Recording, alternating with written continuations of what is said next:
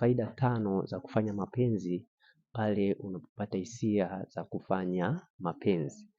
Ni muhimu sana kutambua kwamba kuna faida 5 ambazo wewe mwanamume au wewe mwanamke unaweza kuzipata pale unapofanya mapenzi, unapopata hisia za kufanya mapenzi. Na ni vyema zaidi kutambua kwamba mwili wa binadamu unapopata hisia, ni muhimu sana kuweza kufanya mapenzi ili kuweza kupata hizi faida 5, kwa sababu ni faida ambazo zitakusaidia wewe moja kwa moja. Kwa sababu endapo kama hutofanya mapenzi na umepata hisia, kuna madhara makubwa sana ambayo unaweza kuyapata. Ni muhimu sana kujua kwamba mwili wa binadamu una vitu ambavyo hauwezi, yani una vitu ambavyo hauwezi kuviepuka ikiwa vitakuwa mwili unahitaji kuweza kuvifanya.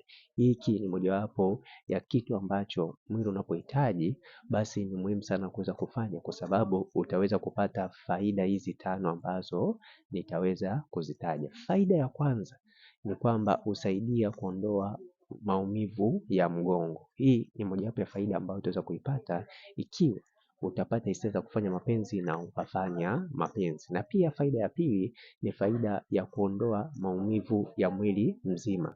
Hii pia ni mojawapo ya faida ambayo utaweza kuipata. Na pia faida ya 3 husaidia kuondoa hasira zisizokuwa na msingi. Hii ni mojawapo ya faida kubwa sana ambayo utaweza kuipata pale unapopata hisia za kufanya mapenzi na ukafanya mapenzi. Na pia faida ya 4 ni faida ya kutokuwa na, yani kutopata maumivu katika mwili wako. Yani hii pia ni mojawapo ya faida ambayo utaweza kuipata, kwa sababu unapofanya mapenzi utaondoa maumivu yale ambayo yanahusiana na nyege. Ni muhimu sana kujua kwamba hii pia ni mojawapo ya faida ambayo utaweza kuipata. Na pia faida ya mwisho kabisa ni faida ya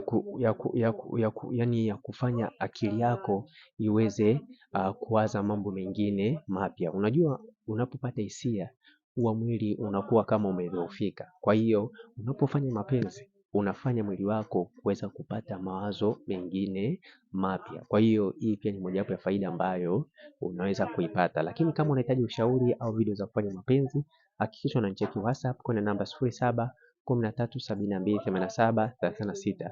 Na kama upo nje ya Tanzania, anza na jumlisha 255 713 728736. Naitwa Isaac Anyao.